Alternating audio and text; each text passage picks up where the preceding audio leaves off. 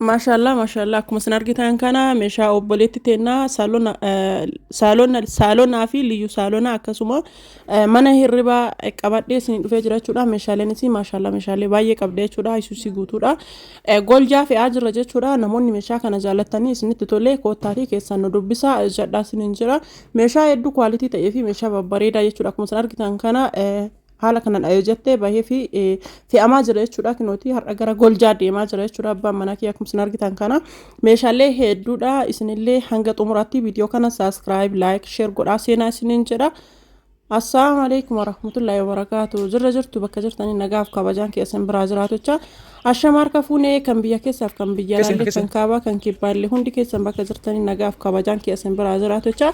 Har'allee zulaan mal qabattee dhufte yoo jettanii meeshaa obboleetti teennaa goljaa deemaa jira jechuudha. Meeshaaleen kuni goljaa namni hin beekne namni akka hin beeknellee jiraachuu maltanii goljaa warri naannoon keessan goljaa ta'e meeshaalee akkana fakkaatu kan yoo jettan haala kanaan hojjechiisnee isinii baasna isiniin jedha. Obboleettii tiyyaa asuma lalladhu Arabiyaa Majlisii mitirii 10 abbaa 30 jechuudha. Abbaa 30 mitirii 10 akkuma isin argitan kana karariin isaallee hedduu bareedu akkasuma carqiin isaallee boondidiin isaallee boondidii oriijinaalii ka ta'e jechuudha. Zaawiyaan lama qaba jechuudha. Majlisiin kun zaawiyaan lama qaba.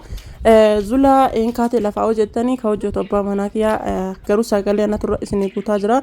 Wanta hundaa tokko isaatiin ol fuudhee gabbaasaa isinitti mul'isaa jira. Hin hubattan jedhee yaada jechuudha. Sagaleen keessaa ta'uu baatu isinitti mul'isaa jechuudha. Hunda adda babaasee akkuma isin argitan kana majlisiin kun zaawiyaan lama qaba yookaan koornarii lama qaba jechuudha. Abbaa 30 Abbaa 30 lafarraa ol ka'insisaa abbaa 30 diizaayinii kana yoo jaalatanii diizaayiniin kun isinitti tole filannoon keessan isa kana ta'e jechuudha. Abbaa 20 illee abbaa 30 illee abbaa jechuun dandeettanii abbaa 10 illee gadhaanti jechuudha jechuun dandeettanii garaagarummaan isaa lafarraa ol dheerinnaa fi lafatti gad dhiyaatin malee garaagarummaa biraan qabu. Carqiilleen kanuma boondidiilleen kanuma akka isin argitan kinoo zaawiyaan isaa kinoo kana carqii isaa kararii isaa yoo sirri isin dhiyeesse ilaaltan kinoo isa kana jechuudha. Hedduu bareeda jechuudha. Maashaallah jedhee jira. Bootaan viidiyootti waraabnu mijataa miti garuuyyuu akkasuma ta'a meeshaa hunda bakka garagaraati waraabaa akkasii isinii finnee maaliif jennaaniin laftillee gannaa na hubattan jedhee yaada rooba akkasuma ammoo bootaallee mijataa miti jechuudha. Akkanatti garuu hanga dandeenyeen isinitti mul'isuuf baay'ee mokkorree jira jechuudha. Walumaa galatti majlisni abbaa 30 mitiriin tokkochi birrii meeqa hojjettan majlisni abbaa 30 mitiriin tokkochi birrii 14,000 jechaadha. Isa kanaan abbaa 40 illee hojjettan mitiriin tokkochi birrii 16,000 abbaa 20 yoo hojjettanii birrii 12,000 jechuudha. Itti dhihaadhaa jedhaa isiniin jedha. Akkuma isin argitan kana beektiraasin isaa gara lachiin tuyyuu uffisa kinoo akkuma inni isin mul'isaa kana gara lachiin tuyyuu hin teessisa jechuudha. Walumaa galatti namni barbaaddan mitirii 8 gadi hojjettanii teebilii ofii keessanii irra bitattan jechuudha. Gaafa mitirii 8 ol ta'e immoo teebiliin akka giiftii yookaan akka kennaatti waliin isin kennama waan ta'eef majlisiin kenna har'a akkana fakkaata baay'ee bareeda. Namoonni filannoo keessan kana ta'e itti dhiyaadhaa isin jedha. Karariin isaa kararii ajaa'ibaati baay'ee bareeda. Ofii kiyyaan garuu baay'ee jaaladheera. Hababaan isaa keessattuu akka itti bareedu laala hababaan gubbarraa jechuudha. Maashaallah diizaayiniin isaallee karariin isaallee baay'ee bareeda. Obboleettii tiyya carra qabeettiidhaati. Akkuma amala kenkee gaarii meeshaan keellee meeshaa gaggaarii si bahee narratti dhiiste adaraa jechuun hangam akka ulfaatu hin beektanii adaraa naan jettee adaraa narra kuffistee dhiiste adaraa obboleetti teennaa haala kanaan bahee jira jechuudha.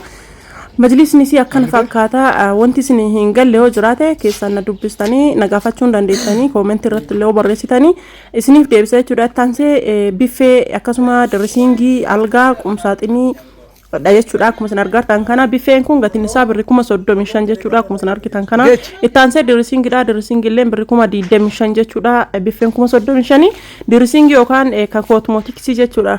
Inni sun birrii 25 jechuudha. Akkuma isin argitan kana teessoo jalachi seenu qabdi madaddaraa 6 qabdi jechuudha. Ittaansee algaadha.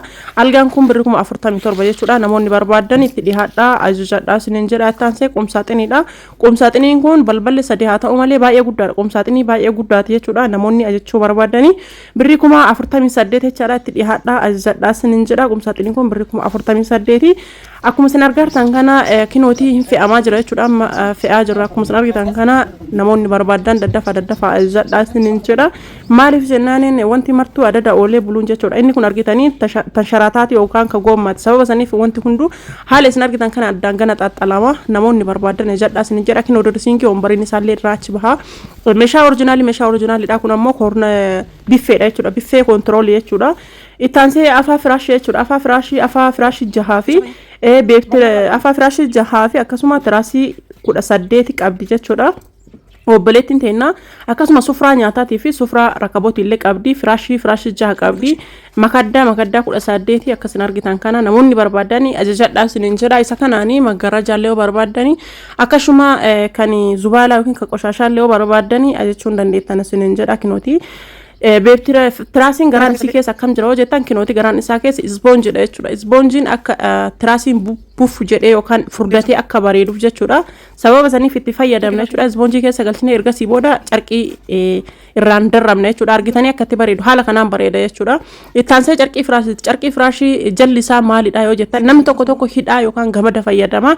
Inni sun gaarii miti akka firaashiin xuraa'uuf wanni godha jechuudha. Firaashiin hin fuuraa hin xuraaya. Sababa saniif jecha gabarii furdaa jechuudha. Gabarii furdaa hedduu bareedaa ta'e fayyadamne haala kanaan hojjanna jechuudha. Ziippiidha dalgi isaallee ziippiidha. Namoonni barbaadan ajajadhaa isiniin jedha. Gatiin isaa baay'ee qinnaashii waan ta'eef itti dhiyaadha ajajadhaa isiniin jedha. Firaashii zula firaashii kan fayyadamta namoonni jettan firaashii kana jechuudha. Firaashii hedduu oriijinaalii hoggaa 5 illee taanaan akkanuma jechuudha. Waastinaa hoggaa 5 kan qabu jechuudha. Hoggaa 5 illee akkanuma jira hin socho'u jechuudha. Carqii firaashii oriijinaalii akkasuma carqii oriijinaaliidha. Haala isin argitan kanaan feenee kinooti isuusii irratti feenee qopheessine jechuudha. Kinooti isuusii guutuudha jechuudha. Meeshaan kuni namoonni barbaadan ajajadhaa isiniin jedha. Mazilisni illee kinooti, firaashiin illee kinooti. Sharaallee yeroo inni dhufeef jedhamee haala kanaan irratti buuramee jira jechuudha. Maashaallah isiniin jedhee jira. Gara barbaadanii biyya barbaadanitti isiniif geessina. Lakkoofsi bilbilaa duwwaa 972 duwwaa 25 19 ittaansee ammallee duwwaa 9 19 27 14 78 irratti heloo jechuun irraanfatinaa nagaa.